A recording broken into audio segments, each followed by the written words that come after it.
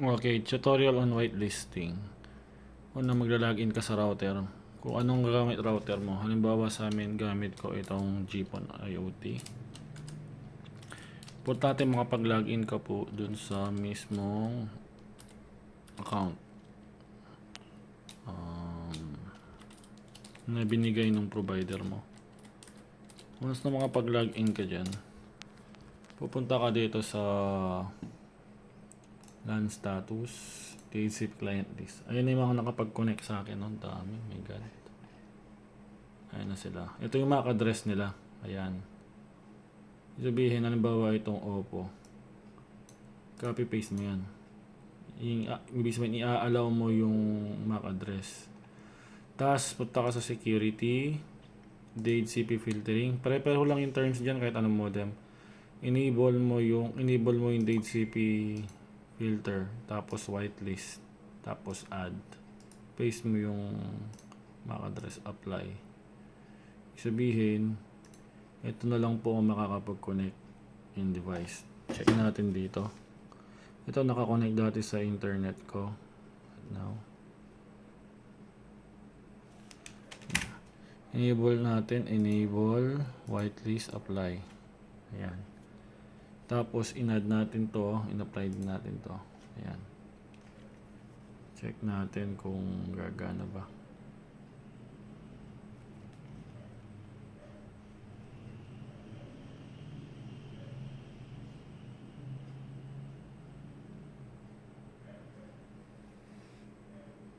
Tingnan nyo to. Hindi na makapag-connect yung isang cellphone. So, kahit iscan mo pa yan, hindi ka makakapag-connect. Kasi, hindi ka pinapayagan ng router na mag-connect. Bakit? Wala yung MAC address na ina-allow. Mag-a-add ka lang. Titignan mo lang yung mga MAC address ng cellphone dito sa LAN status. Kahit anong model ng client list. Ayan sila.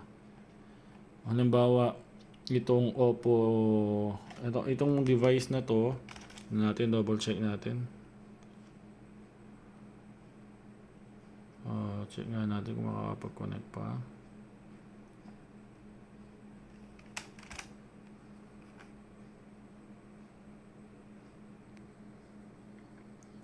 Hindi na siya makapag-connect. Makapag-connect mo yun, madi-disconnect din yan pag na-detect ng system mo. Tingnan nyo.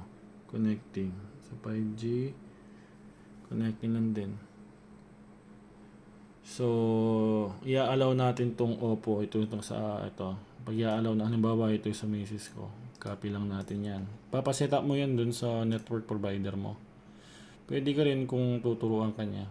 Pero hindi na kasi part ng services to. Out of consideration na lang. Mag-add tayo ng bago.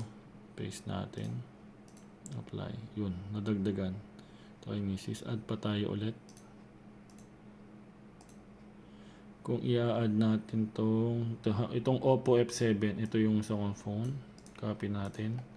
Security, DHCP filtering. Add tayo ulit. Paste. Apply. Check natin tong phone. Ayun. Nakapag-connect na siya. Connected. Check natin. Speed test tayo kung may internet.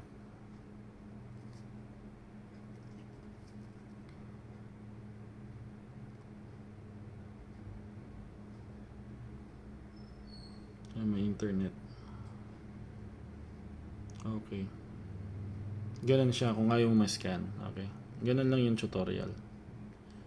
Okay, sana may natutuhan tayo guys.